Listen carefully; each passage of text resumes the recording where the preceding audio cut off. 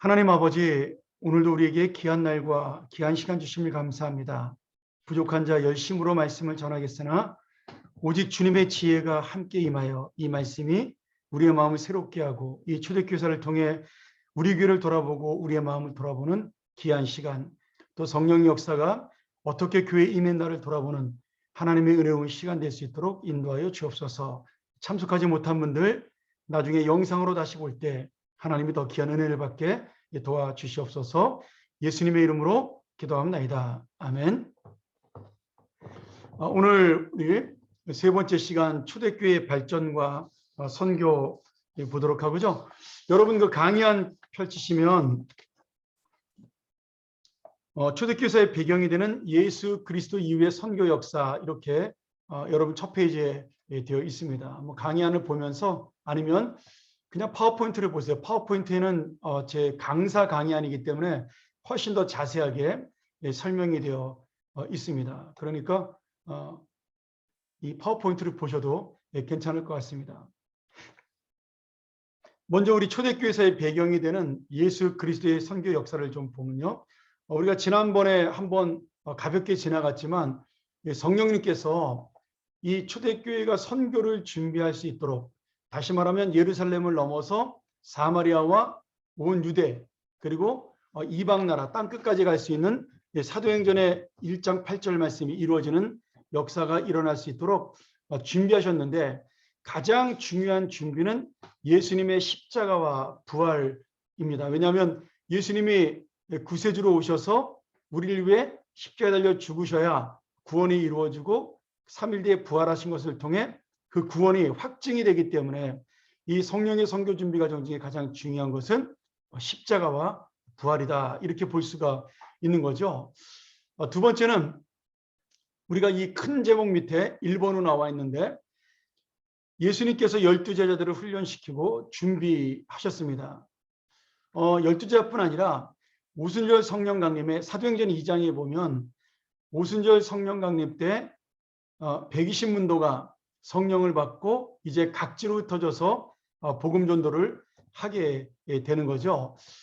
우리가 이걸 보면서 지금 그냥 하나님의 복음이 전파되는 것이 아니라 하나님의 사람들이 움직여서 복음이 전파된다, 이렇게 볼 수가 있습니다. 많은 선교학자들은 이렇게 이야기를 합니다.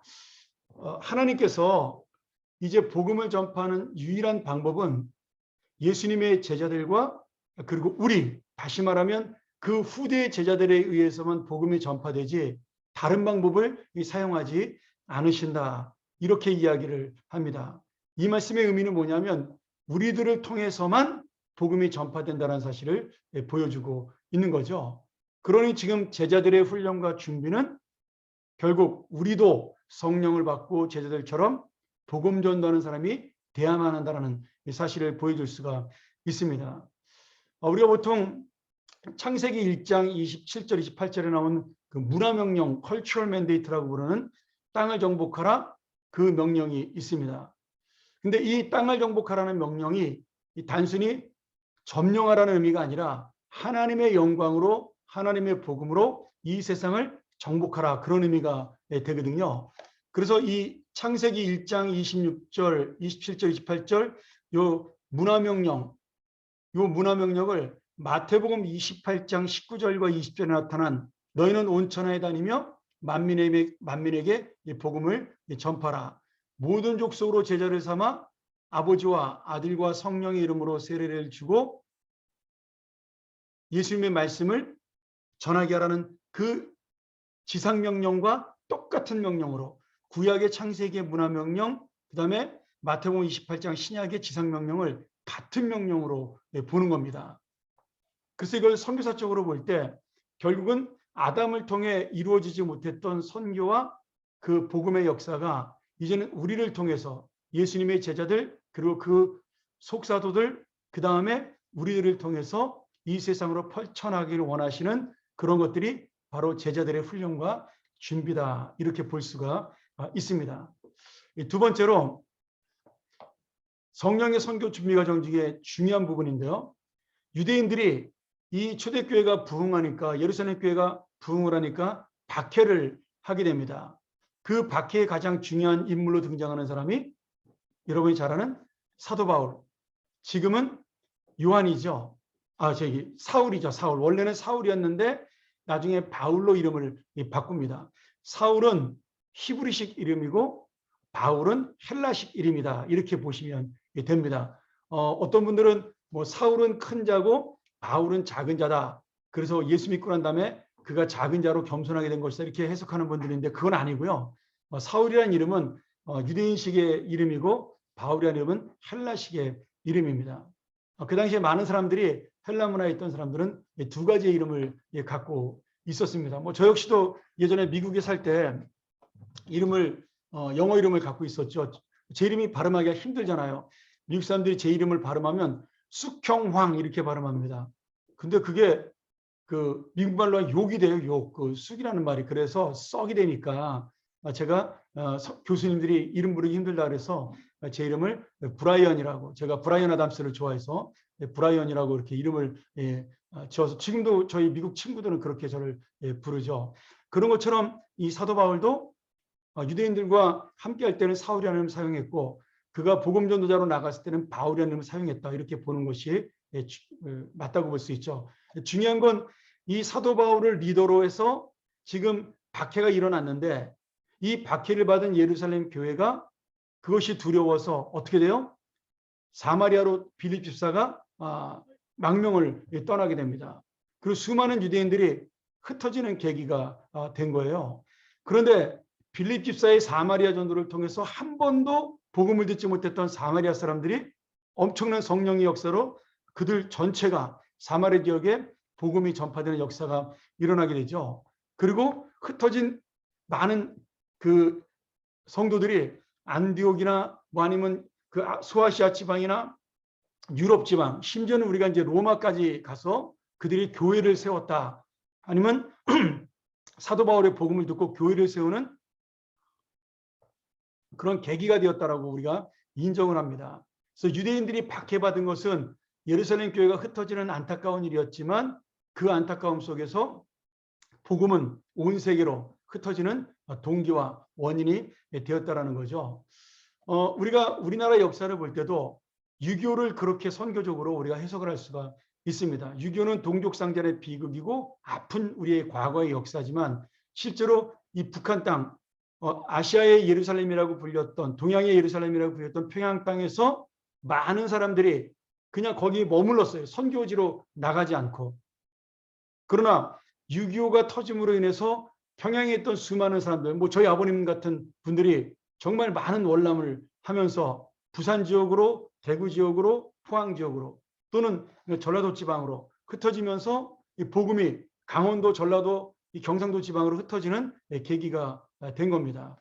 그리고 그 흩어진 사람들이 교회가 부흥하면서 각 세계 각국으로 선교사를 파송하는, 땅끝으로 복음을 전파하는 계기가 된 거죠. 그러니 이 박해와 핍박은 하나님의 우리가 역사라고 볼 수도 있는 겁니다.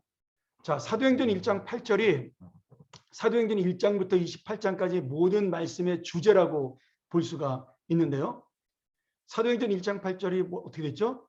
오직 성령이 너희에게 임하시면 너희가 권능을 받고 예루살렘과 온 유대와 사마리아와 땅끝까지 이르러 증인이 되리라. 이렇게 말씀하셨어요. 그래서 이 예루살렘에 있던 예루살렘 교회가 온 유대로 복음을 전하는 그런 교회가 되었고 박해를 통해서 사마리아와 땅끝까지 복음을 전하는 계기가 된 겁니다. 그러니까 사도행전을 우리가 읽으면 항상 놓치지 말아야 될 것은 사도행전 1장 8절의 말씀이 어떻게 이루어지고 있나. 제가 나중에 요한복음 강의를 한 1년 한 6개월 정도 하면 끝나는데 끝나고 나면 사도행전을 강의할까 생각 중이에요. 그러면 사도행전 역사가 단순히 그냥 사도 바울의 역사를 기록한 것이 아니라 이 1장 8절을 이루기 위한 성령의 역사로 사도 바울이 점점 이 아시아를 유럽으로 넘어가는 그런 모습을 볼 수 있고 마지막에는 로마에 가서 복음을 전하고 사도 바울이 끝에는 스페인까지 갔다라는 그런 기록이 있으니까 결국 땅끝까지, 그 당시의 땅끝은 스페인이었어요. 서쪽 끝이. 그런 땅끝에 전도가 이루어진 것으로 볼 수가 있고, 지금도 우리가 땅끝으로 전도가 되는 것을 볼 수가 있는 거죠. 자, 그러면 우리가 여기서 이제 조금 초대교회사에는 좀 덜 관계가 되는 얘기지만, 지금의 땅끝은 어디일까요? 한번 생각해 보세요. 마이크를 다 꺼놨으니까 여러분은 말씀 못하겠지만, 지금 땅끝은 어디일까요? 보통 우리들이 학자들이 추정하기에 땅끝을 두 가지로 보는데, 하나는 미전도 종족입니다. 이제 우리가 90년도 이후로 선교의 역사가, 예전에는 동남아시아, 그 다음에 아프리카 이쪽으로 많이 갔습니다. 근데 우리가 90년도 말서부터 선교의 역량을 어디로 집중시켰냐면, 전 세계 모든 나라가 이제는 복음이 전파됐다라고 가정을 하고, 선교의 모든 역량을 미전도 종족, 다시 말하면 그 모슬림 지역으로 그것을 우리가 집중해서 선교하기로 그렇게 생각을 했습니다. 이것이 마지막 땅끝이라고 우리가 믿는 그런 선교의 역사라고 볼 수가 있는 거죠. 오늘 여기 이 줌에 들어온 분들 중에 선교위원들이 많으니까 참고로 알아두시면 좋을 것 같아요. 지금의 땅끝이라고 우리가 추정하는 것은 모슬렘 지역이다. 그래서 그것을 우리가 미전도 종족이다 이렇게 부르고, 약 그리스도인들이 1%에서 0.5% 정도밖에 되지 않는 거죠. 그 다음 두 번째 땅끝이 있는데, 두 번째 땅끝은 어디냐 하면 예루살렘, 이스라엘로 보고 있습니다. 로마서에 보면 이 사도 바울이 로마서를 기록하면서 마지막 이스라엘의 복음이 들어가야, 또는 마태복음 26장 27장에 보면 이 예루살렘으로 다시 그리스도의 복음이 들어갈 때 예수님이 재림하신다 이렇게 말씀하고 있거든요. 그래서 우리가 두 번째 땅끝도 역시 예루살렘으로 보고 있는 겁니다. 그리고 요새 우리 목회자들끼리 하는 세 번째 땅끝이 있습니다. 이 세 번째 땅끝은 어딜까요? 청소년부와 청년부가 이 세 번째 땅끝입니다. 지금 대학생들 복음화율이 약 1%에서 3%라고 보고 있어요. 100명 중에 1명 정도 예수를 믿는다 이렇게 지금 대학생들을 보고 있고, 청소년들도 마찬가지입니다. 그러니까 미전도 종족과 거의 똑같은 지금 퍼센테이지로 예수를 믿는 거죠. 이렇게 따져보면 이제 20년 지난 다음에 그 아이들의 인구가 지금 작년에 태어난 아이가 27만 명, 그리고 올해 보니까 오늘까지 태어난 아이가 올해 2만 5천 명이에요. 그럼 결국 27만에서 25만 사이가 또 왔다 갔다 하는데, 이 아이들이 나중에 20살 돼가지고 예수님 믿게 된다고 치면 100명이 한 명꼴로 예수님 믿는다 그러면 25만 명 중에 몇 명이나 예수님 믿겠어요? 뭐 1%라고 보면 한 2만 5천 되나요? 그렇게 되면 우리 한국교회가 6만 개가 넘는데 한 7만 개쯤 되는데, 어떤 교회는 이 또래 아이들이 한 명도 없는 교회가 60% 70%가 되는 거죠. 그러니까 지금 어떤 면에서 우리가 이 세계적 선교 어떤 지역은 미전도 종족과 예루살렘으로 가야 되지만, 한국의 우리가 선교 전도의 역량은 이제 젊은이들을 우리가 중심으로 움직여야 되고 투자를 해야 된다. 그 생각이 듭니다. 가끔 우리 교회도 마찬가지죠. 모든 교회가 다 그런데, 청년부들에게 투자하면은 다른 부서가 왜 우리는 이렇게 안 해주냐, 이제 그런 오해를 하는 경우가 있습니다. 이제 당에서도 우리 교회도 이제 그런 부분들에 대한 어려움을 갖고 있죠. 사실은 공평하게 투자해야 된다. 저는 그렇게 보지 않습니다. 이왕이면 청년부는 좀 아낌없이 투자를 해서 그 아이들이 이 교회가 우리를 사랑하는구나, 그런 모습을 봐서 이 교회를 다시 불러올 수 있는, 이거는 교회 존폐가 걸려 있는 문제거든요. 그렇게 해서 우리 20년 30년 뒤에 이 교회가 성장할 수 있도록, 또는 존재할 수 있도록 그렇게 하는 것이, 저는 우리 대한민국의 미전도 종족인 청년부와 청소년부를 전도할 수 있는 좋은 또 목적이라고 생각을 합니다. 자, 그리고 세 번째로 예수님 이후의 선교 역사의 중요한 점은 예루살렘 종교회의, 다시 말하면 사도행전 15장에 나타난 할례 논쟁을 통해서 이방인 선교의 신학적인 기초가 확립이 되었습니다. 우리가 막 마음대로 이방인을 선교하게 된 것이 아니라, 사도 바울이 이방인 선교의 어떤 공식적이고 모든 객관적인 허락을 받은 것은 바로 이 사도행전 15장의 할례 논쟁에서 베드로와 나머지 사도들이 이 모든 교인들에게 할례는 구원과 상관이 없고 복음 전도는 이방인에게도 이루어져야 된다. 할례 받지 않은 모든 사람들도 복음을 들을 수 있는 자격이 있다. 이렇게 결정을 했기 때문에 그 결정에 힘입어서 안디옥 교회를 통해 사도 바울과 바나바를 1차 전도 여행에 파송할 수가 있었던 겁니다. 그러니 이 예루살렘 종교회의는요, 이방인 선교를 할 수 있는 기초를, 신학적인 기초를 마련한 굉장히 중요한 회의라고 볼 수가 있습니다. 그리고 마지막 네 번째로는 사도 바울의 등장과 선교사 파송이죠. 우리가 보통 사도행전을 바울행전이다, 여러 가지 별명이 있는데 성령행전이다, 이렇게 이야기를 합니다. 그것은 사도 바울의 역사가 7장 이후로 그 사도행전 전체의 거의 4분의 3을 사도 바울 한 사람이 차지하고 있기 때문인 거죠. 그것은 결국 지금 이 사도행전에 기록된 목적 자체도 사도 바울을 통하여 1, 2, 3차 전도여행을 함으로 유럽과 아시아 지역에 전도된 것을, 복음 전파된 것을 보여주는 역사이기 때문에 보통 신학자들이 사도행전을 바울행전이다 이렇게 부르는 사람도 있습니다. 더불어 또 바울과 함께 동역했던 바나바, 선교사로 파송됐던 권위자였던 바나바, 그리고 나중에 2차 전도여행에 동행했던 실라 또는 디모데, 이런 사람들이 사도 바울의 동역자로 등장을 하면서 본격적으로 이방 선교가 우리에게 시작이 되고 있는 거죠. 여러분, 이렇게 예수님께서 십자가에 지시고 부활하심으로 지금 성령께서는 미리 선교를 준비하셨고, 그리고 이러한 과정들을 통해서 지금 우리가 교회가 만들어지는 역사를 설명하고 있는 겁니다. 여러분, 우리 교회도 마찬가지죠. 하나님께서 평안교회를 이 순화동에 세우신 것은 뭐 이 순화동이 이 세상에서 제일 좋은 곳이기 때문이 아니라 우리 피난민들이 제일 먼저 와서 부산에 정착을 했고, 그 다음에 그 부산에 있던 피난민들이 서울에 오면서 이 서울 지역의 남대문, 동대문 쪽에 장사를 시작한 분들이 많았고, 이쪽 지역으로 사신 분들이 많아서 여기서 시작이 된 겁니다. 또 하나는 그 당시에 이북 사람들이, 저희 아버님도 이제 월남할 때 그렇게 약속을 하고 친구들하고 가족들하고 약속을 했는데, 서울에 우리가 피난을 가면 영락교회에서 만나자. 그 당시에 서울에서 제일 컸던 교회가 영락교회였습니다.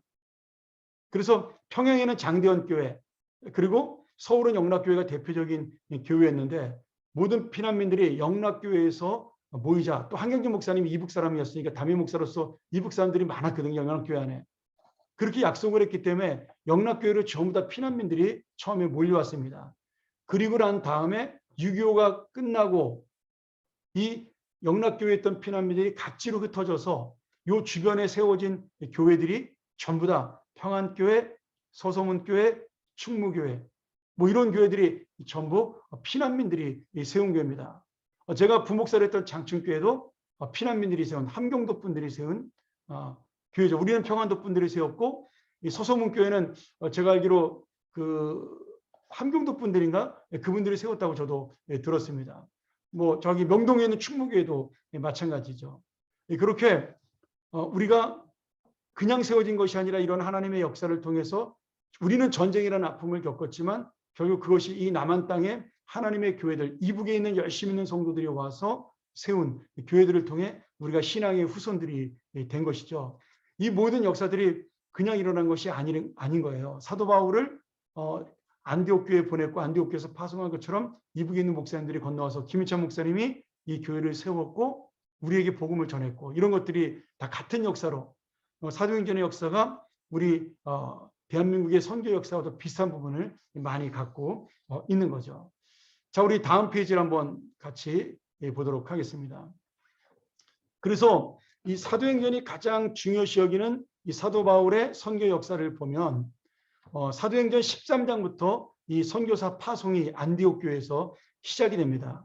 여러분, 이 안디옥 교회는 굉장히 중요합니다. 이 안디옥 교회 이름을 따라서 지금 한국 교회 안에도 안디옥 교회라는 이름을 가진 선교를 중요시 여기는 교회들이 굉장히 많습니다. 이 안디옥 교회는 본인들이 예루살렘 교회에서 전도한 사람들이 모여서 이 안디옥 지방에, 수리아 안독이죠, 수리아 안디옥 지방에 교회를 세웠어요. 그리고 이렇게 선교를 받아서 세워진 교회가 다시 사도 바울과 바나바를 파송하는 선교 파송교회가 된 겁니다. 이것이 바로 우리가 교회를 세워서 모범적으로 가는 가장 큰 목적이에요. 우리가 초대교회사를 배우는 이유 중에 가장 큰 목적도 바로 이것이 담겨 있습니다. 그냥 우리가 역사를 배우는 게 아니라 이 역사 속에서 움직인 성령의 역사를 통해서 교회들이 어떻게 세워지고 어떻게 성장하며 그들이 복음을 향하여 어떻게 쭉 나갔는가를 우리가 이 말씀을 통해서 볼 수가 있는 거죠. 그런 부분에서 이 사도행전 13장에 나오는 안디옥 교회의 바울 선교사와 바나바 선교사의 파송은 선교 역사에 있어서 굉장히 큰 의미를 가지고 있고 교회가 세워지고 교회가 함께 가는 목적들을 우리에게 보여주고 있습니다. 그러니 여러분, 우리가 이 말씀을 통해서 다시 한번 우리 교회는 과연 이러한 선교를 정말 같은 선교로 배우고 나가는 교회인가에 대한 우리도 고민을 가지고 있어야 되죠. 우리 교회가 선교를 잘하는 교회에 속하기는 합니다. 뭐 대단히 잘하는 건 아니지만 저는 중간 이상은 된다고 봐요. 다른 교회랑 비교할 때. 그래도 우리가 이런 목적을 놓치지 아니하고 계속해서 선교에 어떤 집중하는, 또 전도에 집중하는 교회가 되기를 원하고요. 제가 갖고 있는 소원 중에 하나는 여기에 목자들이 많이 있으니까 우리 목자들이 그 목장들을 선교지 이름으로 바꿔서 뭐 금액이 얼마가 되든 상관없이 그 선교사들을 돕는 목장이 되면 저는 그 교회의 목적 중에 목장교회의 목적 중에 하나가 이루어진다라고 봅니다. 미국 같은 경우에 이 가정교회를 만들고 목장교회를 만들었던 서울 침례교회, 휴스턴에 있는 서울 침례교회 같은 경우는 목장이 100% 다 선교지의 이름을 가지고 있습니다.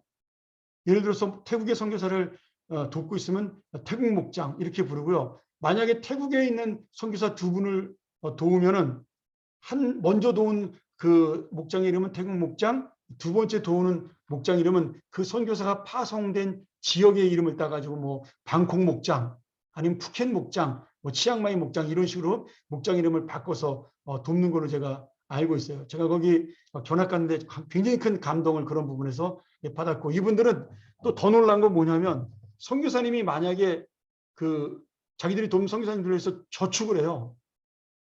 그래서 그분이 미국에 올 수 있도록 비행기 값도 대주고요. 미국에서 한 2주나 3주 정도 체류할 때 왕복 비행기 값하고 그분들이 체류할 수 있는 호텔비 정도를 이분들이 모아서 대주는 그런 목장도 굉장히 많이 봤습니다. 지금 제 친구 시국에서 선교하는 제 친구도 그 목장에서 도움을 줘서 제가 이제 달라스에 목회할 때 와서 만난 적이 있는데 그 친구도 그렇게 비행기 값하고 해서 한 1,000만 원 가까이를 그 목장에서 그 친구를 도와줘서 함께 와서 저희 달라스에서 같이 저희가 하루 지내고 그리고 휴스턴에 가서 그 가정교회 세미나 참석하고 거기서 미국을 한 바퀴 돌아보고 가는 그런 귀한 기회를 얻었거든요. 우리도 뭐 그 정도까지는 못하더라도 저희 목장도 이 안디옥 교회처럼 우리가 선교하는 목장으로 나아가는 그런 목장이 됐으면 좋겠다라는 생각을 해봅니다. 자, 이렇게 바울의 1차 선교는 사도행전 13장 1절에서 시작해서 14장 28절에 마치게 됩니다. 우리가 한번 그림을 한번 보도록 하는데요. 자, 이 빨간색이 가장 빨간색이 지금 바울의 1차 전도 여행의 기록지입니다. 지금 예루살렘에서 출발을 했고요. 쭉 가면 안디옥에서 이제 새롭게 또 출발을 하죠. 안디옥 보이시나요? 그 안디옥에서 쭉 빨간색을 따라가서 루스드라, 그 다음에 쭉 빨간색을 따라가면 더베 이렇게 가게 돼 있죠. 자, 이렇게 해서 1차 전도 여행을 마치고, 근데 이게 이제 가까운 지역이 아니라 굉장히 먼 지역을 마치고 돌아오게 되죠. 이렇게 1차 전도 여행을 하게 됩니다.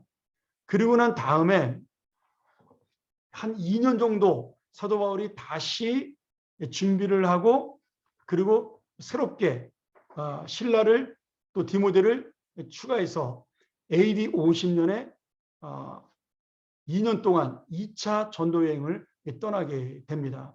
그것이 사도행전 15장 36절부터 18장 22절까지의 내용이죠. 다시 한번 지도 보도록 합니다. 2차 전도 여행 파란색인데 자, 출발지가 한번 보세요. 이스라엘에서 출발해가지고 지금 다시 안디옥 쪽을 거쳐서 다소, 더베에서 출발을 해서 다소, 안디옥 한 바퀴 돌죠. 그리고 저 먼 반모 쭉 파란색을 보세요. 고린도, 그 다음에 그리스, 이쪽을 우리가 에게라고 부르는데 여기에 이제 뭐 여러 가지 크레타 섬이라든지 이런 섬들이 있죠. 그 다음에 마케도냐, 이때 이제 빌립보에 전도를 합니다. 자주장사 루디아의 집에서 이제 그가 전도를 시작하게 되죠. 이렇게 해서 소아시아를 거쳐서 다시 돌아오게 되는, 예루살렘으로 돌아오는 그런 선교 여행을 하게 됩니다.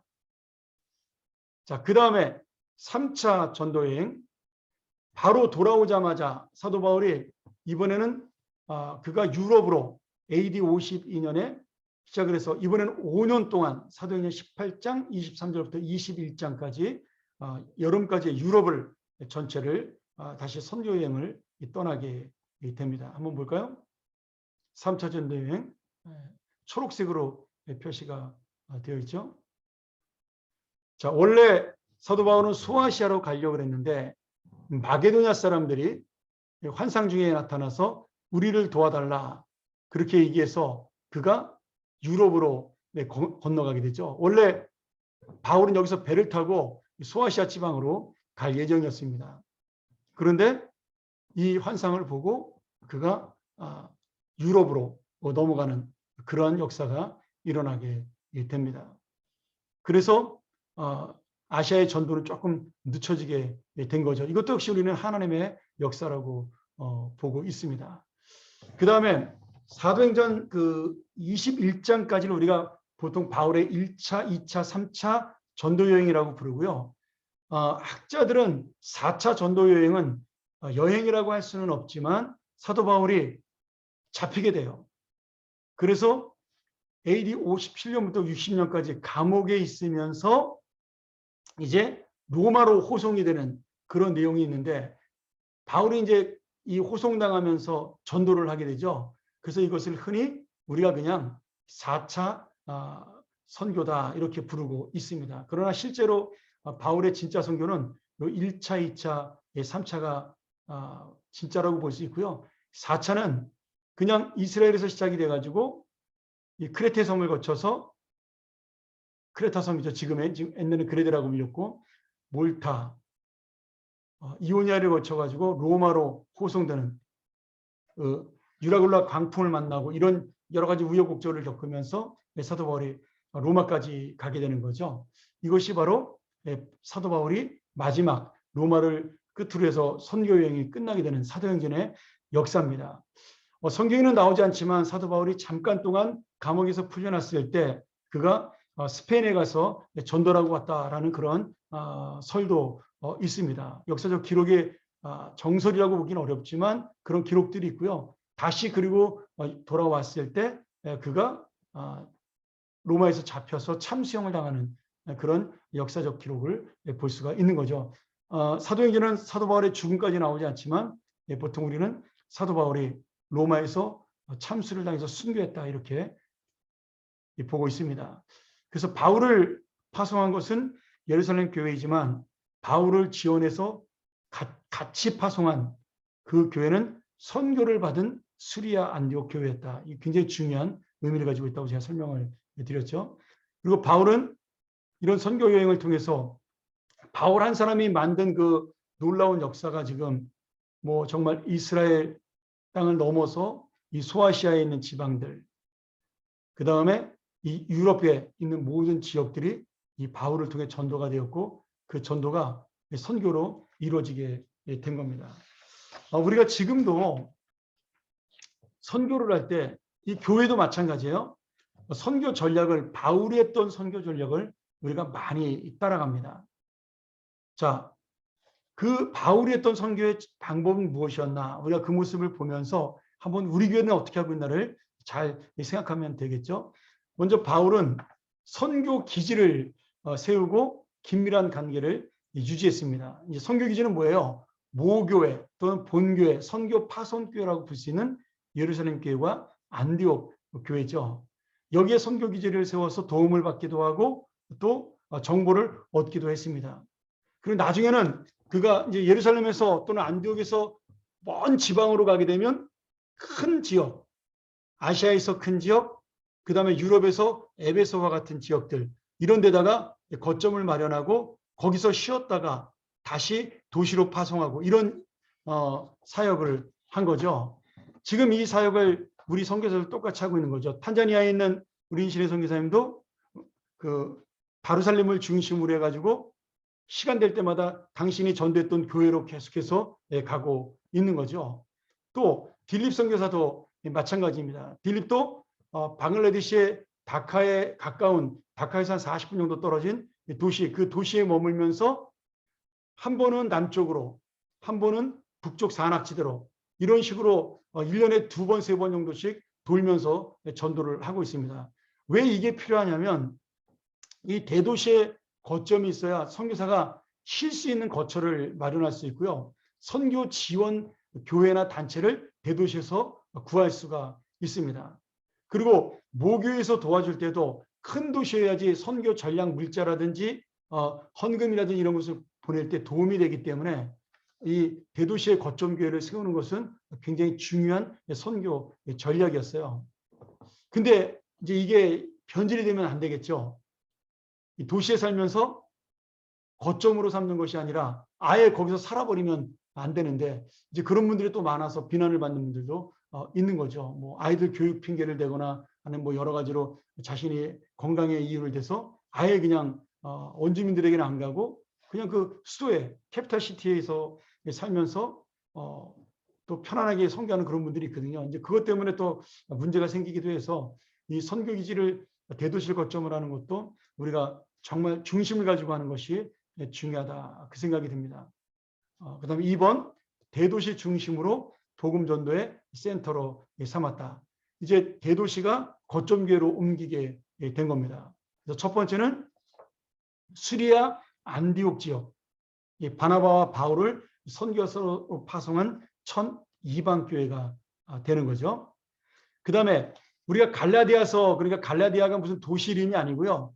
갈라디아는 한 전체 지역을 이끄는 그 소아시아 지방에 있는 전체 지역을 말하는 그 지역에, 우리나라로 말하면 우리가 8도로 나누잖아요. 서울, 뭐 경기도, 그다음에 경상북도, 경상남도 이런 식으로. 갈라디아 지역이 뭐냐면 뭐 예를 들어 경상도 지역인 겁니다. 그 경상도 지역 안에 있는 뭐 대구, 뭐 포항, 울산 이런 것처럼 루스드라, 갈라디아 지역 안에 있는 루스드라, 대베, 더베죠. 성경에는 이고니온, 비시디아, 안디옥 이런 아시아의 도시들을 전도를 하면서 다닌 거죠. 그 다음에 마게도냐 지역, 이 마게도냐 지역 쪽은 이제 유럽 쪽이니까 빌립보의 거점을 삼고 거기서부터 데살로니가 베리아 쪽으로 사도 바울이 전도를 했습니다. 그러니 우리가 성경을 보면서 갈라디아서가 있으니까 갈라디아가 무슨 도시 이름인가 보다 여러분 그렇게 생각하지 마시고 어떤 한 지역의 이름이고 빌립보나 데살로니가 베리아는 고린도 같은 경우는 도시 이름이라고 우리가 볼 수가 있는 거죠. 그다음 네 번째가 이제 아가야 지방인데요. 아가야 지방의 가장 중심 도시들은 아덴과 고린도입니다. 여기에서 바울이 교회를 세우고 선교 전략 센터로 삼은 거죠. 그리고 마지막에는 이제 우리가 4차 전도 여행으로 본 로마에 그 로마 교회를 중심으로 사도 바울이 선교 기지로 스페인을 가기 위한 기지로 삼은 겁니다.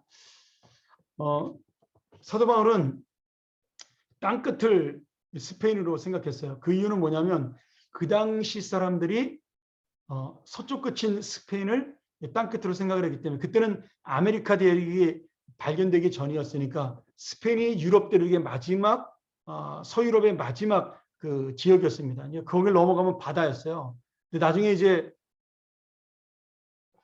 아메리고 베스푸치가 아메리카를 발견하고 그다음에 콜럼버스가 아메리카 대륙을 탐험함으로 인해서 아메리카까지 지역이 넘어가면서 원주민 선교가 일어나게 된 거죠. 그러나 사도 바울 당시까지는 그때의 과학이나 선박의 기술로는 그 스페인을 넘어갈 수 없었기 때문에 스페인을 땅끝으로 보았다 이렇게 볼 수가 있습니다. 참고로 하나 더 말씀드리면 지금 우리나라의 그 좀 위험한 선교 단체가 하나 있는데, 뭐 지난번 그 코로나 뭐 감염 때문에 굉장히 유명해진 그 인터콥이라는 선교 단체가 있습니다. 굉장히 선교를 열심히 하는 단체고 1,400명이나 되는 젊은이들을 선교사로 파송한 그런 단체이기도 해요. 근데 이 인터콥이 굉장히 위험한 사상을 몇 가지 갖고 있는데, 그 중에 하나가 뭐냐면 예루살렘을 선교 기지로 정복을 하면 예수님이 오신다라는 그러한 사상을 갖고 있습니다. 아주 굉장히 위험한 사상이에요. 그래서 그들이 어떻게 생각을 하냐면 예루살렘을 전도하면 예수님이 오시기 때문에 우리가 다른 데는 다 놔두고 예루살렘부터 전도하자. 그럼 예수님의 재림을 앞당길 수 있다. 이런 식으로 사람들을 가르쳐서 예루살렘을 전도를 하러 갑니다. 그런데 이 신학적으로 문제가 있는 거죠. 그러면 다른 지역은 전도를 안 해야 된다는 결론이 되거든요. 주님이 말씀하신 건 모든 지역이 전도가 되고 난 다음에 예수님을 거부했던 그 예루살렘이 그 마음에 마지막으로 전도할 곳이라고 생각을 하신 것이지 지역 자체만 가지고 이야기한 것은 아닙니다. 그러니까 우리가 그런 부분에 오해하시면 안 되고요. 뭐 그런 책도 있어요. 뭐 왕의 뭐 무슨 책 이런 책을 쓰면서 이제 그런 이야기들을 많이 하는데 절대로 그런 데 현혹되거나 넘어가서는 안 됩니다. 그러면서 신비주의 사상이랑 연결되면서 뭐 어떤 이언이라든지 방언이나 이런 걸 통해서 또 그런 사람들이 어떤 능력 있는 그런 부류로 사람들을 만드는 그런 또 이상한 신학도 전파하는 그런 선교단체입니다.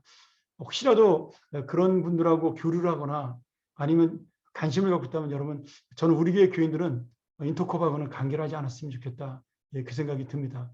만약에 인터콥 같은 데 관계가 있어서 거기 선교 열심히 하는 곳인데라고 말씀한다면 저한테 오세요. 제가 자세하게 설명을 따로 드리도록 그렇게 하겠습니다. 자, 세 번째로 사도 바울의 선교 전략 중 중요한 것은 회당을 이용하여 복음 전파의 본거지로 삼았다.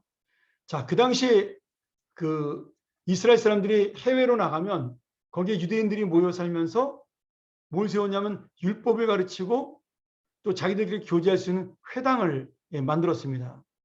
유대인이 있는 곳에는 반드시 회당이 있어요.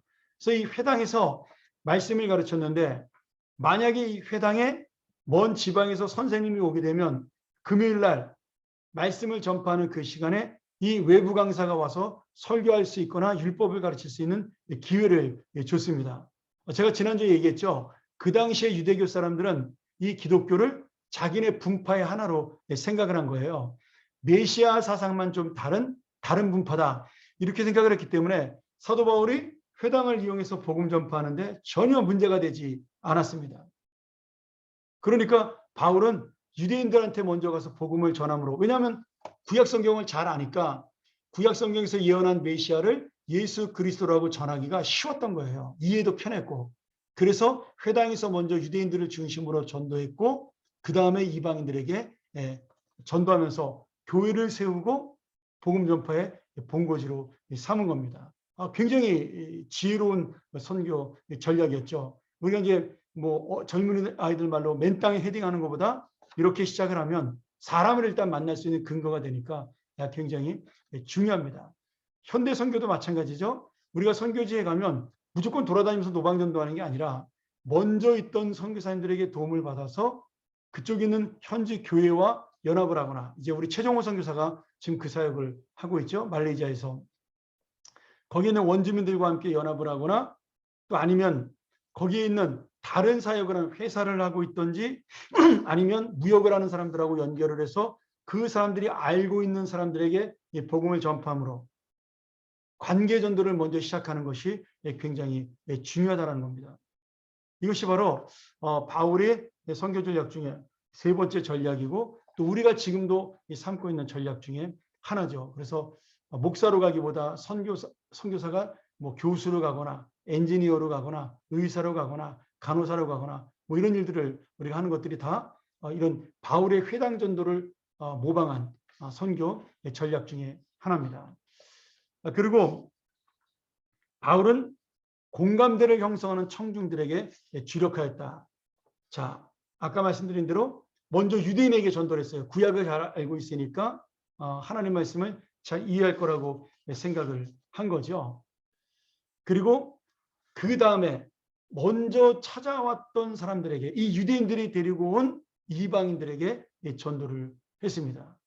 바울이 믿지 않는 사람을 막 쫓아다니면서 전도한 게 아니라 이렇게 효과적으로 전도를 한 겁니다. 그래서 전도 효과가 굉장히 높았고 교회가 세워지면 그 교회를 중심으로 그 교회에 다니는 사람들이 아는 사람들을 전도해 와서 복음을 전하는 그런 관계 전도를 시작을 한 거죠. 우리의 전도법도 마찬가지예요. 내가 나가서 노방 전도하는 것이요, 효과가 그렇게 크지 않습니다. 근데 내가 아는 친구, 그들을 교회에 데리고 오는 것은 좀 쉽죠.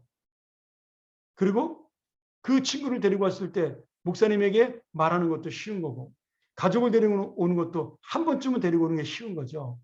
그런 방법들이, 쉬운 방법들을 먼저 택해서 전도하는 것이 중요하다. 그렇게 볼 수가 있습니다.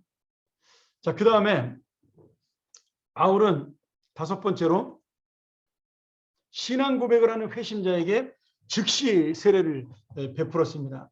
이거는 바울뿐만 아니라 빌립도 그렇게 했죠. 이것이 이제 지금 우리랑 좀 다른데 원래 성경적으로는 예수 그리스도를 주로 고백하면 무조건 세례를 주는 것이 성경적인 것이 맞습니다. 그런데 왜 우리 장로교에서는 그러면 학습이라는 것을 하고 세례를 나중에 1년 뒤에 주느냐? 그거는 이유가 있어요. 예전에 전도는 개인 전도라는 것이고 그 다음에 복음 전도라면 그 자리에서 회심을 하는 모습을 볼 수가 있지만 지금 예수 믿는 사람들이 많아지고 교회가 조직화되면서 그저 예배를 참석하는 분들이 생겨나기 시작을 했습니다. 그러니까 남들 따라서 남들이 그렇게 이야기하니까 나도 그냥 예수를 주로 섬기자. 뭐 이래서 예수님을 주로 고백한다 그랬는데 마음으로 믿지 않으면서 다른 사람을 따라하는 사람들이 생겨나기 시작을 한 거예요. 이런 부분들이 중세가 지나면서 많아진 거죠. 다 예수를 믿으니까 나도 예수 안 믿으면 손해겠다 싶어서 예수를 믿는 경우도 있고, 또 교회를 나와서 저 사람이 자꾸 간청을 하니까 내가 믿어주자 뭐 이러면서 하는 사람도 있는 거예요. 이제 그런 부분을 우리가 방어하기 위해서 이제 6개월 동안 새신자 교육을 시키고 1:1 양육을 하고, 그럼 그 기간이 한 6개월 되잖아요. 그러면 그분이 학습이라는 것을 받아서 내가 예수 그리스도를 주로 고백하는 믿음을 확인합니다. 그 다음에 나머지 6개월 동안 학습받은 사람이 정말 내가 예수를 주로 믿는가, 내가 이 교회 공동체의 회원이 되어서 그 의무와 사명을 다할 만한 믿음을 가지고 있는가를 본인이 또 6개월 동안 고민을 하는 거예요. 그러고 난 다음에 6개월 뒤에 정식으로 이 세례를 베푸는 거죠. 저는 우리 장로교회 이 세례가 물론 단점도 있습니다. 바로 예수를 믿는데 세례를 못 주는 단점도 있지만, 그러나 우리 한국교회 내에서는 저는 이것이 굉장히 공정하고 객관성 있는 세례다 그렇게 생각을 합니다. 대신 우리 장로교도 선교사들이 선교지로 파송되었을 경우에는 신앙 고백을 하면 그 자리에서 즉시 세례를 베풀어도 가능합니다. 이거는 목사에게 주어진 자격이에요. 권한이에요. 만약 우리 교회도 세례를 받고 싶은데 금방 돌아가실 것 같아요. 학습도 안 받았는데. 그러면 제가 세례를 줄까요, 안 줄까요? 당연히 주죠. 제가 가정에 가서 세례 준 적도 있습니다. 그렇게 해서. 그러니까 이것은 일반적인 성도들, 상식적으로 한 1년 이상 신앙생활 할 수 있는 분들에게는 우리가 이렇게 세례를 1년 동안 베푸는 것이고, 다른 분들은 그렇게 하지 못하는 분들에게는 즉시 세례를 베풀어도 가능하다. 우리가 이렇게 볼 수가 있는 거죠. 그러나 그 당시 2000년 전에는 신앙 고백을 하는 회심자에게 즉시 세례를 주므로 그가 예수 그리스도를 주로 고백하고 믿으신 성도가 되도록 빨리 교회에 적응할 수 있도록 도움을 준 겁니다. 여섯 번째로 사도 바울의 선교 전략은 그가 새로운 교회를 세울 때까지 충분한 기간 동안 한 곳에 머물렀습니다. 전도하고 바로 떠난 것이 아니라 거기에 한 달, 길면은 1년, 에베소 같은 경우는 뭐 거의 6개월 이상을 머물렀지 않습니까? 1년 6개월 가까이. 그러니까 이게 뭐냐면 내가 다른 지역으로 갈 때까지 준비하는 기간이 되기도 했고요. 그다음에 이 교회가 막 부흥을 하는 교회라면 내가 그냥 떠나버리면 부흥이 멈춰버리잖아요. 그 성령의 역사가 계속 일어나는 것을 내가 함께 할 수 있도록 돕는 겁니다. 그래서 이 교회가 더 부흥되고 충분하게 자립할 수 있는 시간이 있을 동안 머물러서 그들에게 말씀을 가르치는 사역을 한 거죠. 그래서 바울은 전도자이면서 선교사이면서 목사이기도 했던 겁니다. 그리고 7번, 바울은 동역자들을 충분히 활용하는 사역을 했습니다. 첫 번째는 바나바랑 했고, 그 다음에 실라, 디모데, 디도, 그 외에 뭐 브리스길라와 아굴라 이런 사람들을 통해서 같이 사역하는, 그리고 자기가 전도한 사람들이 또 그 교회 리더가 되어서 함께 돕고 사역하는 빌립보 교회가 대표적이죠. 그런 사역들을 동역함으로 인해서 자신 혼자 전도한 것이 아니라 이 교회들이 전도할 수 있도록 도왔다라는 겁니다. 그 다음에 융통성 있는 전도 활동을 하였다. 이 말은 조금 이제 지방마다 다른 특색, 도시마다 다른 특색, 사람마다 다른 특색이 있는데 그때마다 거기에 맞춘 전도 활동을 했다라는 거죠. 어떤 교회는 믿음이 있으면 헌금을 요청하기도 하고, 어떤 교회는 커도 믿음이 성장하지 않은 교회는 그냥 그 교회는 오히려 돕는 그런 융통성 있는 전도 활동을 했다라는 겁니다. 그러나 이 융통성이 복음의 진리와 아니면 어떤 하나님의 뜻에 어긋나는 절대로 그런 모습이 아닌 상식적이고 합리적인 면에서 융통성 있는 전도 활동을 한 겁니다. 그 지방에 맞는 특색 있는 전도, 도시에 맞는 적합한 전도를 했다. 우리가 이렇게 볼 수가 있는 거죠. 우리가 지난주에 배웠지만 이것을 우리가 뭐라 불러요? 신학의 토착화 또는 선교의 토착화, 이렇게 부르는 겁니다. 예를 들면 성경 번역을 할 때 양이 없는 나라에 가서 전도를 하면 요한복음을 번역하면서 보라, 세상 죄를 지고 가는 어린 양을 보라, 이렇게 하면 그 사람들이 못 알아듣잖아요. 그럼 어떻게 번역을 해야 되죠? 그 지역에 가축으로 돼지가 많아. 양처럼 돼지떼를 쳐, 목자가. 그러면 성경 번역할 때 세상을 지고 가는 어린 돼지를 보라, 이렇게 번역을 해야 된다는 겁니다. 이거 실제로 아프리카 선교할 때 있었던 그 번역 선교의 GBT의 한 예죠. 이렇게 하는 것이 바로 융통성 있는 전도 활동이라는 겁니다. 또 예를 들어서 파푸아뉴기니아 사람들 같은 경우는 마음이 우리는 이 가슴에 있다고 믿잖아요. 그래서 내 마음을 믿어달라고 이런 식으로 뭐 가슴을 두들기고 그러는데, 이 파푸아뉴기니아 사람들은 마음이 목구멍에 있다고 믿습니다. 그래서 이 말이 나오는 게 마음에서 나온다고 믿는 거예요. 마음이 목구멍에 있어서. 이제 그런 분들에게 이 성경을 번역하거나 이 설교할 때 여러분 안에 있는 목구멍을 여러분이 돌이켜봐야 됩니다, 이렇게 설교를 해야 된다는 거죠. 우리가 볼 때는 참 웃기는 이야기지만 그렇게 하는 것이 바로 선교의 토착화, 융통성 있는 선교와 전도 활동이라는 겁니다.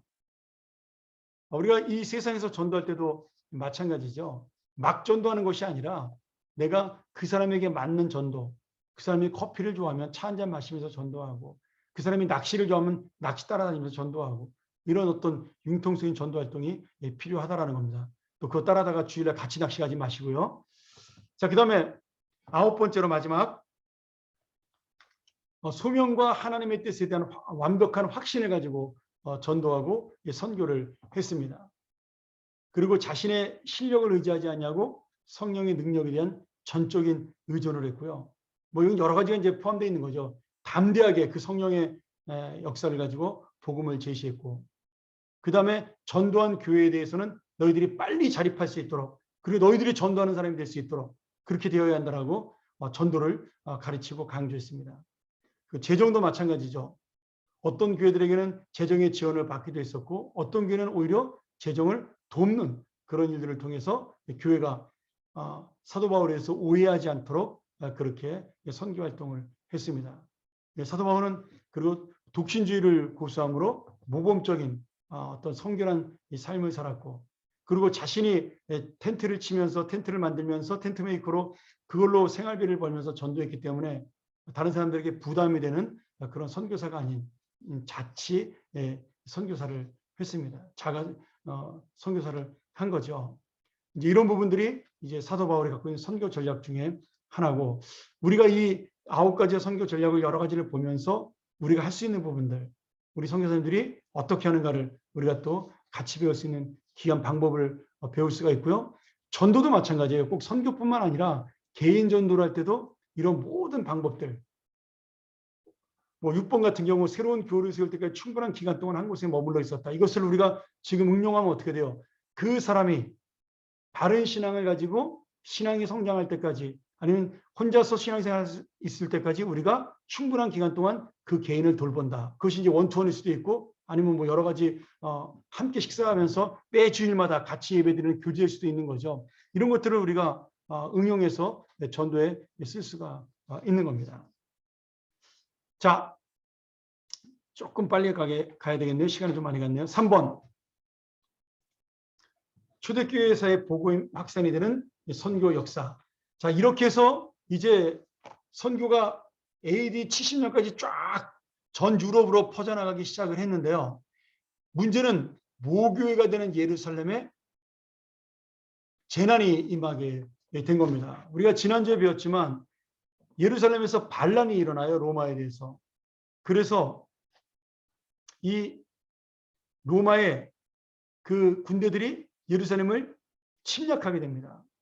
그때 베스파시안 장군과 그의 아들 디도가 이 1년여 가까이 예루살렘을 포위해서 완전히 예루살렘과 46년 동안 지었던 예루살렘 성전, 헤롯 대왕이 지었던 예루살렘 제3성전이죠. 46년 동안 지은 성전을 5년도 못 쓰고 완전히 허물어져 버리는 그런 비극을 맞이하게 됩니다. 그런데 우리는 이것을 예루살렘은 함락되고 이스라엘은 멸망해서 2000년 동안 그들이 세계를 떠도는 민족이 되었지만 성령께서 세계 선교를 위하여 준비하는 과정이 되었다라고 우리는 그렇게 설명을 하는 거죠. 아까 말한 십자가의 고난과 부활, 그 역사가 이제는 예루살렘의 함락으로 이루어지게 된 겁니다. 자, 첫 번째는 유대인들이 이 예루살렘이 함락된 다음에 이스라엘 사람들이 그 팔레스타인 땅으로 들어가는 것이 금지가 됩니다. 나중에 그래서 모슬렘들이 이 자리를 차지할 때까지 그 땅에 이스라엘 사람들이 못 들어가게 되다가 1948년에 이들이 여기를 이제 차지하게 되죠. 그러면서 이 유대인들이 세계 각국으로 흩어지고 그 세계 각국으로 흩어진 유대인들 중에는 기독교인들도 많았어요. 그러면서 그 기독교인들이 이제 각 곳에 교회를 세우거나 전도하게 되는 그런 역할을 감당하게 되었습니다. 그리고 복음의 구심점이 예루살렘 교회에서 각 지역, 유럽에 있는 교회로 변화가 되고, 그리고 이제는 어떤 한 지역에 구심점을 두는 것이 아니라 이제는 어떤 교회든지 주님이 임재하심에 초점을 맞추고 내가 있는 곳에 바로 성령의 전이라는 사도 바울의 그 말씀이 그들을 사로잡게 되었어요. 그래서 건물 교회가 아닌 사람 교회, 그 사람이 가는 곳이 바로 교회다라는 그런 놀라운 무형교회라 그러죠. 이걸 형체가 없는 이 성도 자체가 교회가 되는 그런 신학들이 발달을 하기 시작을 했습니다. 이것이 사실은 올바른 거죠. 건물은 예배 드릴 때만 교회입니다. 교인들이 모여야 교회라고 부르는 것이죠. 이런 것들이 이제 예루살렘이 망하면서 생겨난 긍정적인 선교 역사입니다. 또 이 사도들의 선교로 미개척지의 교회가 개척되고 흩어져 있던 이 신자들, 예루살렘을 떠난 신자들 중심으로 교회들이 설립이 되기 시작을 했습니다. 자, 예수님의 제자 중에 이 마가복음을 썼던 마가는 이집트하고 알렉산드리아의 복음을 전파합니다. 근데 이게 왜 중요하냐면 이 알렉산드리아가 이집트의 그 당시에 이제 지금은 카이로지만 그때는 이제 이 알렉산드리아가 더 중요한 그 어떤 문화적인 헬라 문화의 중심지였는데 여기서 기독교의 중심 문화가 일어나게 돼요. 그래서 구약 성경인 그 70인역이 신약 헬라어로 번역이 돼서 전 세계 각지로 구약 성경이 퍼져는 역사가 일어나게 됩니다. 그리고 이 알렉산드리아에서 그 유명한 이스라엘의 가장 유명한 철학자였던 필로라는 그 신학자인 철학자가 일어나게 되고, 요세푸스라는 사람이 유대 역사라는 책을 써서 이런 구약의 역사들을 전파하고 하나님이 어떻게 이스라엘을 통치하셨는가에 대한 역사들이 전파되는 것들이 일어나게 됩니다. 또한 바돌로메, 예수님의 제자 중에 바돌로메가 있죠. 우리가 흔히 다데오라고 부르기도 하는데, 이 바돌로메는 아라비아 사막 지방으로 전도를 떠나게 됩니다. 그리고 거기서 죽었다 이렇게 우리가 보통 추정을 하죠.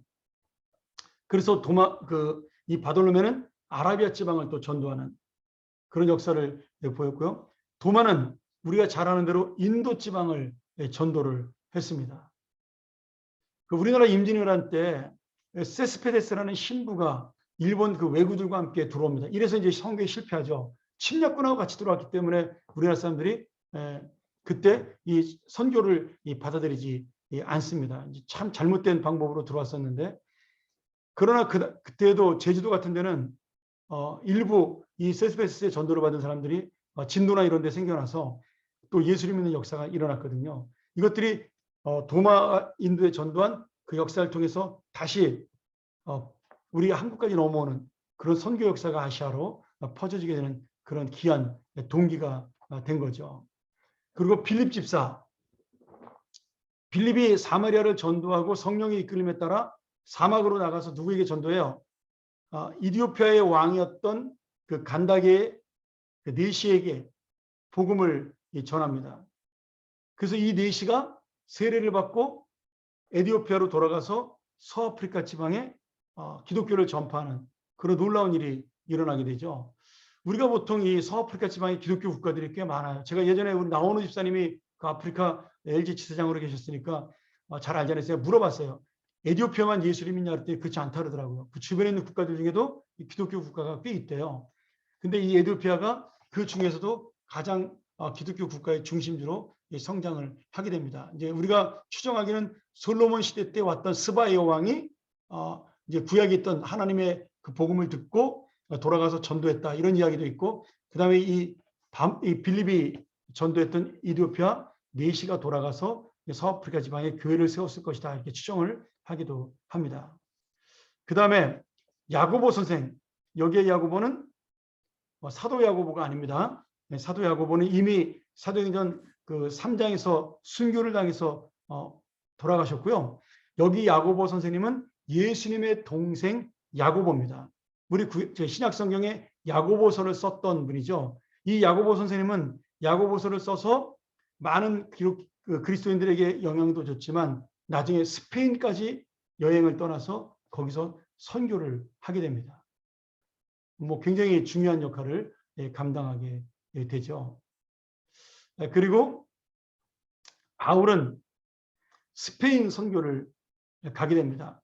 성경에 나오지 않지만 클레멘트라는 그 사도 다음의 사도, 속사도라고 부르죠. 후사도라고 부르기도 하고, 그 후사도 중에 한 명이었던 클레멘트가 자신의 그 책에서 이 사도 바울이 1차 구금 후에 그가 이제 스페인에 가서 잠시 복음 전하고 돌아온 다음에 로마에서 순교했다. 이렇게 기록을 남기고 있습니다. 자, 그다음 우리 초대교회에서 복음 확산이 되는 선교 역사 중에 두 번째 초대 선교의 특징으로 가죠. 예루살렘 선교가 예루살렘 함락이 선교의 어떤 시발점이 되었다면 그 시발점을 통한 선교들이 발전을 하면서 여러 가지 선교에 대한 역사와 특징들이 일어나게 되는데, 이제 그 특징들을 살펴보는 것이 굉장히 중요합니다.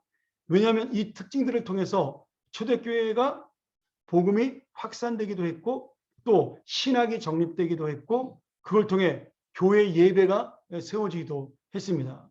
그러니까 우리가 지금 외우고 있는 암송하는 사도신경, 주기도문, 그리고 여러분들이 그 세례받을 때 배웠던 웨스트민스터 신앙고백서, 소요리 문답 같은 경우가 전부 이 당시에 그 신학의 기초가 성립이 된 겁니다. 그런 의미에서 그 당시 선교의 특징이 굉장히 중요한 거죠. 자, 첫 번째는 이 선교 특징 중에 첫 번째는 비조직적이고 비계획적이나, 그렇죠. 그냥 열정만 가지고 떠난 거예요. 해외로. 그러나 자발적인 열정과 순수성을 가진 무명 선교사들의 단순 복음 전파로 이루어졌다. 성령의 이끌림에 따라 막 그 빌립이 아라비아 사막으로 나간 것처럼 이렇게 그 당시에는 뭐 정보라는 것이 없으니까 무조건 열심만 가지고 떠나게 된 겁니다. 그래도 성령의 역사는 일어난 거죠. 두 번째는 복음의 구심점이 예루살렘 교회에서 사도 바울의 전도로 각 지역교회로 변화가 되었고, 그 다음에 AD 70년에 예루살렘이 멸망함으로 이제 완전히 그 교회로 흩어지는 역사가 일어나게 됩니다. 그리고 아까 말한 대로 주님의 임재하심에 초점을 두는 그러한 신학이 발달하게 된 거죠. 그리고 이 사도들이 흩어지면서 전도하고 선교함으로 미개척지에 교회가 개척되고, 그 당시에 흩어져 있던 신자들이 교회를 중심으로 모이게 되는 그런 역사들이 일어나게 됩니다. 그 다음에 우리가 다음번에 배우겠지만 1세기 네로 황제부터 4세기 초 디오클레스한 황제까지 로마의 가장 유명한 10대 박해라는 것이 있습니다.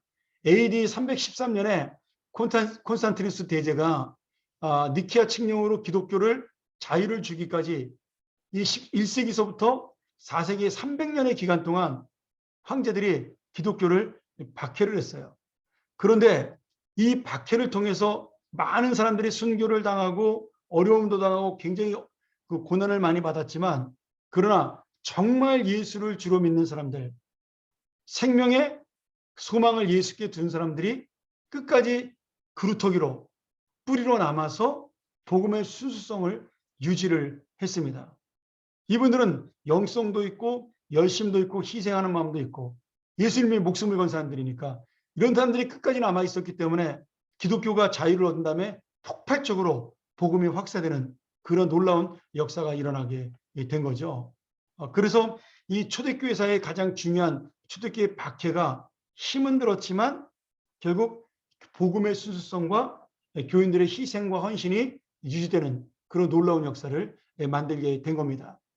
어떤 학자들은 지금 우리 한국교회도 마찬가지라고 이야기를 합니다. 지금 우리가 비난을 받고 있지만 지금도 멀었다. 더 많이 비난받고 더 많이 이제 교회 나오면 창피해. 이 정도까지 내려가서 정말 목숨을 걸어야 교회 나오고 내 자존심과 체면 다 버리고 나와야 교회 나올 수 있는 그런 믿음을 가진 사람들이 있을 때 이 교회는 다시 한번 새롭게 복음의 역사가 일어날 수 있겠다. 이렇게 이야기하는 분들도 있습니다. 뭐 저는 그렇게까지 보지는 않습니다만은 굉장히 납득할 만한 이야기라는 생각이 드는 거죠. 지금 뭐 교회나 복음의 순수성에 대한 의심들을 많이 받고 있잖아요. 사실 저 역시도 그런 부분에 대한 부담을 가지고 목회를 하고 있고요. 그러니까 우리가 이런 박해를 받는 것이 어쩌면은 하나님께서 우리에게 주신 너희들이 가지고 있는 복음의 순수성을 놓치지 말아라. 이런 뜻으로 주님께서 우리에게 주신 귀한 기회일 수도 있다라는 겁니다. 지금 비난받는 우리의 모습, 그리고 비난하는 이 세상 사람들의 모습을 우리가 하나님의 음성으로 들어야 한다는 거예요. 왜 우리가 비난받을까에 대해서 믿음으로 고민하고 하나님께서 그들을 통하여 우리에게 경고하고 깨닫게 하시는 겁니다. 자, 그 다음에 다섯 번째로 체계적인 교리와 성경의 정경화. 다시 말하면 지금 신구약 성경 66권이 완성될 때까지 신학이 없이 열심으로 전도가 됐으니까 막 이상한 복음이 전파가 되기도 하고 왜곡이 돼서 신비적으로 전파가 되기도 했습니다. 이제 이런 부분들이 단점이 있는 거죠. 이제 지식적으로 모르면 이런 또 무지함을 가지고 전도라는 안타까움이 있게 되는 거죠. 자, 그 다음에 초대교회사의 확장과 발전 역사, 이걸 하고 이제 우리가 마치도록 하겠습니다. 이거 오늘 한 30분 더 해야 되는데 좀 빨리 지나가도록 하겠습니다. 제가 앞에 좀 길게 했네요. 자, 이 초대교회가 발전하게 된 가장 큰 동기는 콘스탄티누스 대제가 밀라노 칙령을 발표함으로 AD 313년에 기독교가 자유를 얻게 됩니다. 그 이유가 있어요. 어떻게 이 밀라노 칙령을 발표하게 되었느냐. 첫 번째는 황제 개인이 환상을 통해서 신앙의 체험을 하게 됩니다. 그리고 이미 이때는 복음이 너무나 많이 확산되었어요. 귀족들 중에도 많은 사람이 몰래 예수를 믿었고 특별히 부인들이 기부인들이 많이 믿었습니다. 심지어 이 황제의 어머니도 예수를 믿었어요. 그래서 이미 이 콘스탄티누스 대제가 밀라노 칙령을 하기 전에 이제는 기독교에게 자유를 주지 않으면 나라가 정말 이것 때문에 충돌이 있을 수도 있겠다. 그런 생각을 하고 이제 있었던 상태가 된 거죠. 그런데 이때 이 콘스탄틴이 전쟁을 하게 됩니다. 그 권력 투쟁이 벌어지게 돼서 막센티우스라는 장군과 함께 이제 전쟁에 나가서 이기게 되면 자기가 황제가 되는 그런 역사적인 전쟁 앞에서 서게 됐어요. 근데 병력상으로 볼 때, 군사상으로 볼 때 이 콘스탄틴이 질 수밖에 없는 상황이었는데 그가 전쟁하기 전날 12시가 넘었는데 하늘에 그 화끈한 대낮에 하늘에서 이상한 물체가 나타난 거예요. 그리고 빛나는 십자가가 보이면서 거기에 뭐라고 써 있었냐면 엔투토이니카, 헬라어로 이 증표 안에서 승리하리라, 이렇게 새겨져 있었던 겁니다. 라틴어는 in hoc signo vinces 이렇게 부르는 단어인데 이것이 환상으로 보인 거예요. 이제 깃발에 그것이 새겨져 있었다 이렇게 전설로 불려지는데 그건 정확한 건 아니고요. 어쨌든 간에 콘스탄틴이 이걸 보고 너무 놀란 거죠. 그리고 그 환상의 의미가 뭘까?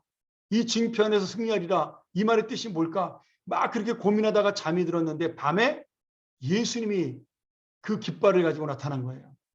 그리고 이 깃발을 만들어 전쟁에 나가면 승리할 것이다. 그가 그런 소리를 꿈속에서 듣게 됩니다. 그래서 이 십자가 모양을 기독교인에게 물어봤어요. 그랬더니 그가 이제 이 십자가가 그리스도의 그 구원과 부활을 상징하는 우리 기독교인의 증표다라고 이야기를 한 거죠. 그래서 이 콘스탄틴은 거기서 예수를 믿겠다고 개종을 하게 됩니다. 그리고 꿈에서 본 십자가를 그 로마 제국의 깃발로 사용하게 된 거죠. 자, 그러면서 이 상징 속에 이 로라고 쓴 알자 비슷한, 피자 비슷한 글자가 이제 쓴 거고요. 크리스토스의 약자죠. 카이와 로를 합친 걸 나바론이라고 불러요. 전문 용어로 나바론이라고 부르는 이 상징. 아마 보신 분들도 있을 겁니다. 이 카이 X자 모양의 로, 피자 모양이 합쳐진 깃발을 만들어서 전쟁터에 나가게 되고 큰 승리를 거두고 황제가 됩니다. 그리고 이것은 나중에 이 나바론이라는 가톨릭교의 상징으로 이 깃발은 사용하게 되는 거죠. 자, 이렇게 하면서 콘스탄틴이 이제 기독교를 공인하게 됩니다. 당시 로마인들 중에 한 10% 정도가 기독교인이었고요. 로마의 귀족들, 부인들, 그리고 군인들이 예수를 믿었어요. 전쟁터에 나가서도 장군들이 막 기도하고 전쟁하는 일들이 벌어지기 시작을 한 겁니다. 그리고 또 세상을 돌아다니는 상인들, 아마 유대교의 영향을 받았겠죠. 장사꾼들이 많았으니까 그 사람들이 예수를 많이 믿었기 때문에 이미 콘스탄틴은 기독교를 공인할 수밖에 없는 그런 상황이 되었고 또 이런 환상을 보면서 확실하게 깨닫게 된 거죠. 세 번째로는 이제 복음 전파가 자유롭게 되니까 이제 그동안 순수하게 복음을 지켰던 열성 있는 선자들이 마음대로 전도를 하게 된 겁니다. 그러니 이 기독교가 급속도로 확산이 된 거죠. 여러분, 제가 한국교회에서 나중에 강의하게 되면 똑같은 역사가 일어나요. 1907년에 평양에 대각성 운동이 일어나게 됩니다. 선교사님들이 와서 집회를 하는데 그날 성령의 역사에서 이 선교사님들에게 먼저 회개 운동이 일어나요. 그리고 이 선교사님들을 통해서 각 교회마다 막 회개 역사 운동이 일어나면서 이 평양 전체가 이 평양에서 원산으로 막 퍼져나가면서 엄청난 성령의 역사가 불타면서 이 북한 전체가 막 하나님을 믿는 그런 역사가 일어나게 되죠. 마치 초대교회가 이 기독교 신앙이 자유를 얻게 된 다음부터 그런 역사가 일어나게 되는 것과 똑같은 모습이 있었습니다. 그래서 기독교가 자유화 된 다음에 약 100년 동안 교인이 4배로 증가했다. 그럼 여러분 엄청난 거잖아요. 기독교인이 10%였다가 4배로 증가했으면 40%, 50%가 되는 건데 이미 그럼 로마 제국의 절반 가까이가 예수 믿는 그런 역사가 일어나게 된 거죠.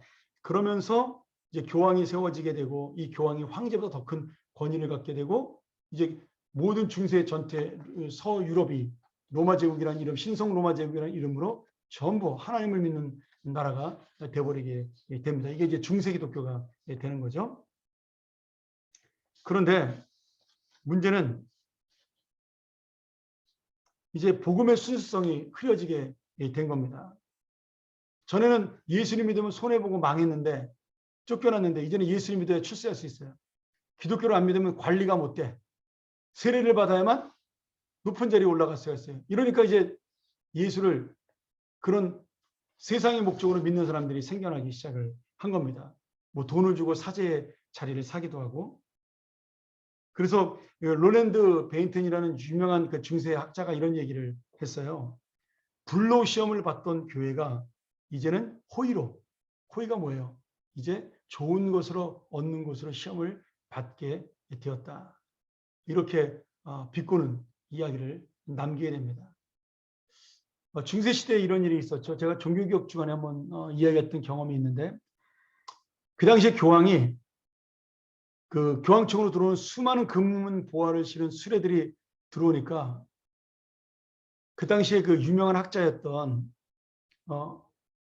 누굽니까 그 아퀴나스에게 이 교황이 자랑을 했어요. 예전에 베드로와 요한은 은과 금은 내게 없다라고 이야기했지만 이제 우리에게는 은과 금이 충분합니다. 이렇게 이야기를 했어요. 근데 아퀴나스가 그 말을 듣고 그 교황에게 이렇게 충고를 하죠. 은과 금이 충분한 대신에 이제 나사렛 예수 그리스도의 능력이 사라졌다라고. 아주 무서운 이야기를 한 겁니다. 우리가 이걸 놓치면 안 될 것 같아요. 정말 우리가 하나님 앞에서 풍요롭게 된다는 것이 좋은 것만은 아니다라는 것. 하나님께서 왜 우리의 고난을 주시는가에 대한 고민이 이런 일을 통해 일어나게 된다고 믿습니다. 자, 그 다음 밀라노 칙령 이후 이제 선교사들의 활약이 나타납니다. 이 전무 선교사가 아니고 전임 선교사입니다. 죄송합니다. 전임 선교사. 예. 제가 잘못 타자를 쳤네요. 전임 선교사가 뭐냐면 예전에는 뭐 이 장사다고 그런 선교를 했는데 이제는 진짜 우리가 말하는 선교사를 파송하는 이제는 전임 선교사. 이걸 다른 말로 말하면 이제 선교에 전념하는 선교사들이 생겨나게 된 거죠. 그래서 지금의 독일과 알프스 스위스 지역에 옛날에 고트 지역이라고 부르는 여기 옛날 그 바이킹 해적들이 살던 곳인데 울필라스라는 이 선교사가 이 초대교회사 시절에 300년 AD 300년에 그곳에 가서 문자를 만들고 문법을 만들고 성경을 번역하고 그래서 세계 최초의 번역 선교사로 활동을 하게 되었습니다. 여러분 독일이 종교개혁이 제일 먼저 일어난 이유가 저는 여기에 있다고 봐요. 제일 먼저 성경을 번역한 나라가 되었거든요. 헬라어에서 독일어로. 이런 것들이 저는 마틴 루터에게 영향을 미치지 않았을까 그 생각을 해보게 됩니다. 또 비슷한 시기에 투어스의 마틴이라는 사람, 투어스 지방의 마틴이라는 사람이 고울 지역, 지금의 프랑스 지역에 복음을 전하고 거기 있었던 이교 사원들, 뭐 조로아스터교라든지 마니교라든지 이런 것들을 믿었던 사원들을 허물고 하나님의 교회를 세우면서 프랑스 지역이 유럽 복음 지역의 중심 지역이 됩니다. 굉장히 이게 이제 역사를 우리가 보면서 이 고울에 그래서 이 프랑스의 수도원이 제일 먼저 생기게 돼요. 지금도 우리가 그 여름방학이 되면 많은 목사님들이 가는 그 유명한 그 떼제 수도원이라는 게 있습니다. 그게 프랑스에 있어요. 파리에.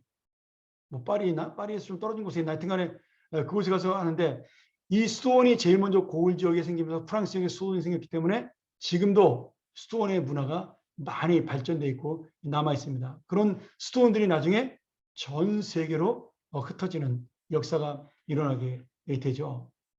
그러면서 수도원 중심의 선교운동, 우리가 잘 아는 뭐 성 니콜라스라든지 아니면은 성 프란시스라든지 뭐 이런 사람들이 어거스틴이라든지 이런 사람들이 수도원 중심을 통해서 선교 활동이 중세까지 계속해서 지속이 됩니다. 약 300~400년 이상 이 수도원이 굉장히 큰 활동을 하고 또 교회에 영향을 미치게 됩니다.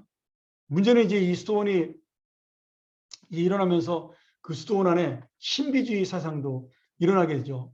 많은 기적들이 수도원에서 일어났어요. 병자가 고쳐받기도 하고 아이를 못 낳는 사람들이 아이를 낳기도 하는 그런 역사들이 많이 일어났는데 그것들이 일어나면서 뭐 천사를 환상 중에 보기도 하고 이제 그러면서 또 성경보다 이런 신비적인 신앙을 중요시하는 또 이제 부정적인 모습도 생겨나게 됐고 나중엔 수도원이 이제 유명해지니까 사람들이 헌금을 수도원에다가 엄청나게 하게 됐어요. 그래서 또 수도원이 이제 타락하는 그런 또 이 반복되는 어떤 부정적인 역사가 일어나게 되는 거죠.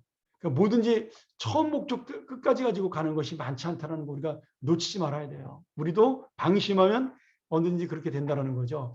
여러분이 만약에 이 수도원 중심의 선교 활동과 중세시대 이 수도원의 어떤 신비적인 신앙과 타락상에 대해서 보려면 에릭 푸코에츠를 썼던 그 누굽니까? 그 사람이 쓴 책이 있습니다. 그 책을 읽으시면 영화로도 나왔는데 그 영화를 보시면 굉장히 잘 볼 수가 있어요. 스토리 장미의 이름이죠. 장미의 이름. 장미의 이름이라는 소설이나 영화 보셔요. 영화 진짜 재밌습니다. 그 장미의 이름이라는 그 영화나 소설을 보시면 그 당시 수도원이 얼마나 하나님 앞에 바르게 살지 못했나에 대한 모습. 그러나 또 엉뚱한 말씀을 지키기 위해서 사람을 죽이면서까지 지키려던 그런 어리석은 모습들을 볼 수가 있는 거죠. 처음부터 그랬던 것이 아니라 처음에는 이 수도원을 통해 정말 경건주의 운동도 일어나고 많은 사람들이 경건생활과 금욕생활을 통해 역사가 일어난 그러한 귀한 수도원이었어요. 지금도 그래서 캐톨릭이나 이런 쪽에서는 다시 수도원 운동이 일어나야 된다고 말하는 사람들도 많이 있죠. 혹시 성당을 다녀본 분들이 있으면 아시겠지만 지금도 이 수도원 비슷한 것들이 많이 있습니다. 우리 정동에도 하나 있죠. 성 프란치스코 그 회관 있지 않습니까? 이런 것들이 다 거기서 나온 거예요. 그다음에 살레시오 회관이라는 것도 있고요. 이제 그런 것들이 다 거기서 피정이라는 거 우리가 말하는 이제 수련회인데 우리가 이제 수련회 그러는 피정들을 거기서 많이 합니다. 그리고 이 선교가 이제는 로마 제국의 보호 아래 이루어졌잖아요. 그러니까 예전에는 핍박을 받다가 이제는 오히려 보호 아래 이루어지니까 이 기독교를 믿지 않으면 사람들이 어렵게 된 거예요. 오히려 반대로. 그러면서 그 많은 로마 제국에 퍼져 있던 다신론, 아까도 말했지만 그 조라스터교라든지 마니교라든지 지방의 민속 신앙이라든지 무속 신앙 이런 것들이 전부 다 쫓겨나게 됐습니다. 우리는 잘 모르지만 여러분 유럽에도요 무속 신앙들이 굉장히 많았어요. 그 우리가 해리포터라는 그 해리포터와 마법사라는 책에도 보면 그런 무속 신앙에서 나왔던 유령의 이야기라든지 이런 것들이 굉장히 많습니다. 뭐 우리나라만 있는 것이 아니라 동양에만 있는 것이 아니라 유럽에도 그러한 이 사상들이 많았거든요. 그런 것들이 다 이 기독교의 전파를 통해서 전부 다 무너지고 전설로 남게 된 겁니다. 자, 그 다음에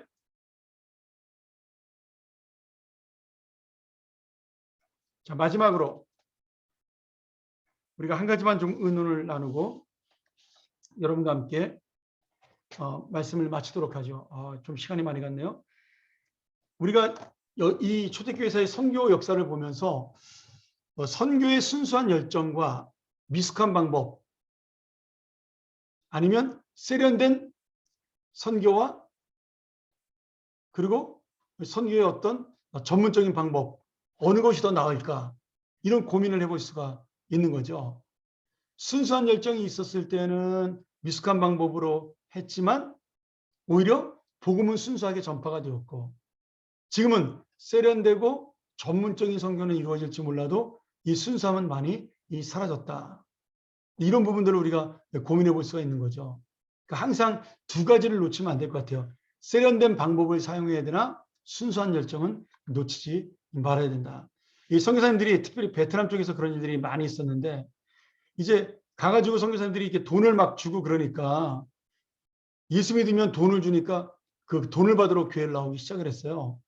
뭐 예를 들어서 조영규 목사님이 한번 집회하러 베트남에 가면 그 사람들이 몇천 명씩 옵니다. 왜냐면 올 때마다 막 5만 원, 3만 원씩 줬기 때문에. 그래서 오히려 그것이 교회가 돈을 주는 곳으로 사람들에게 인식이 돼가지고 나중에 돈 안 주면 교회 안 나오는 그런 어떤 잘못된 부분들이 또 생겨나게 됐거든요.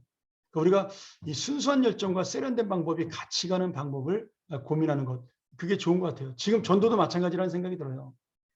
합리적이고 또 이 시대에 맞는 세련된 전도 방법, 뭐 커피 브레이크라든지 전도 폭발이라든지 아니면 뭐 간계 전도라든지 여러 가지를 할 수가 있는데 그런 세련된 방법 속에 놓치지 말아야 될 게 선교의 순수한 열정과 영혼에 대한 관심과 열정입니다. 여러분 이 영혼에 대한 관심과 열정이 없으면 아무리 세련된 방법도 그것은 헛것에 불과하다는 거죠.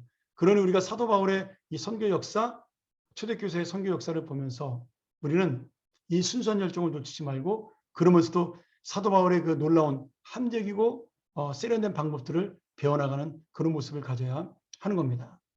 그다음 또 하나, 아까 수도원의 부흥운동을 보면서 우리 교회가 부흥하면 신앙의 수수성은 함께 갈 수 없는 것인가? 이것도 고민을 해봐야 합니다. 근데 잘 살게 되면 타락이 옵니다. 이 세상도 마찬가지잖아요. 많은 것을 가지고 풍족하게 되면 사람들은 내가 원하는 육체의 것을 탐닉하게 되었는 것이 본능이에요. 그러니까 교회가 부자가 되는 것, 또 커지는 것, 그것이 순수성을 유지하기 쉽지 않은 방법일 수도 있다는 거예요. 한번 고민해 보세요. 제가 뭐 한국에 있는 어떤 교회 이름을 대지 않아도 이런 부분들을 우리가 얼마든지 고민할 수 있는 부분이라는 생각이 듭니다. 그러니까 우리 교회도 교회가 부흥하면 너무나 감사하면서 저는 빨리 우리 교회가 내보내야 돼요. 외부로. 지역별로 나눠서 이 교회가 도울 수 있는 만큼만 놔두고 우리 교회가 자꾸 갈라져야 됩니다. 저는 그게 좋은 것 같아요. 한 500명 정도 넘으면 우리 교회가 지금 딱 좋은 숫자인데 가정적인 분위기도 있고 그러면서 어떤 일도 좀 할 수 있지 않습니까? 근데 1000명 가까이 되면 사람 이름 기억하기도 힘들고 관계, 공동체성의 관계성도 많이 끼어집니다. 그런 부분을 보면서 어디까지 부흥해야 신앙의 순수성을 유지할 수 있을까? 이 고민들. 아니면 내가 10,000명, 20,000명이 돼도 이 신앙의 순수성과 그런 어떤 헌신적이고 희생적인 정말 주님의 본질을 놓치지 않는다면 함께 갈 수 있는 그런 방법도 있겠죠. 우리가 그런 고민들을 함께 나누는 그런 초대교회사가 됐으면 좋겠다는 생각이 들고요. 여러분 마음속에도 이런 일들을 통해서 역사를 배우는 것으로 끝나지 아니하고 우리가 하나님이 왜 시간마다 역사 때마다 어떤 때는 부흥을 통해 어떤 때는 박해를 통해 우리에게 교훈을 주시고 어떤 것이 더 좋은 것인지 우리가 아닌 하나님의 뜻을 발견할 때 박해 때도 좋은 것이 있고 또 교회가 부흥할 때도 좋은 것이 있는 것을 놓치지 않았으면 좋겠다. 그런 생각이 듭니다. 자, 오늘 여기까지 하고요. 다음 주는 휴강 하겠습니다. 다음 주 특별 새벽기도의 기간이죠. 특별 새벽기도에 집중하기 위해서 또 제가 설교 준비 때문에 좀 부담이 되기 때문에 제가 이 강연을 매주 새로 만들고 있거든요. 그래서 저도 시간이 많이 걸리니까 다음 주는 또 제가 조금 기도에 집중하기 위해서 또 여러분들도 좀 편안한 마음으로 새벽기도에 저녁에 일찍 쉬고 올 수 있도록 다음 주는 한 주 쉬고 네 번째 시간은 그 다음 주에 하도록 하겠습니다. 여러분 감사드리고요. 오늘도 이 세 번째 시간 함께 하신 여러분 축복하고 또 다시 한번 감사를 드립니다. 우리 다음 주에는 새벽에 만나는 귀한 역사가 일어나길 바라고 그 다음 주에 다시 초대교사 시간에 만나도록 하겠습니다. 감사합니다. 수고하셨습니다. 하나님 아버지, 오늘도 우리에게 이 초대교사 선교의 역사를 통하여 바울을 보내신 이유, 또 예루살렘이 멸망한 이유, 또 이 로마에서 박해를 받았던 이유, 그리고 수도원 운동이 부흥하면서 또 타락했던 그 모든 원인들과 목적들, 이런 것들을 우리가 하나씩 배워나갔습니다. 지식이 아니라 말씀이 되게 도와주시고 내가 아는 것으로 그치지 아니하고 순수함과 복음의 열정을 가지는 하나님의 역사를 만나는 시간들이 될 수 있도록 인도하여 주시옵소서. 다음 주 있을 우리 특별 새벽 기도에 더 기도로 주님을 만나는 귀한 시간 되게 하여 주옵소서. 예수님의 이름으로 기도합나이다. 아멘. 감사합니다. 우리 다음 주에 뵙도록 하죠.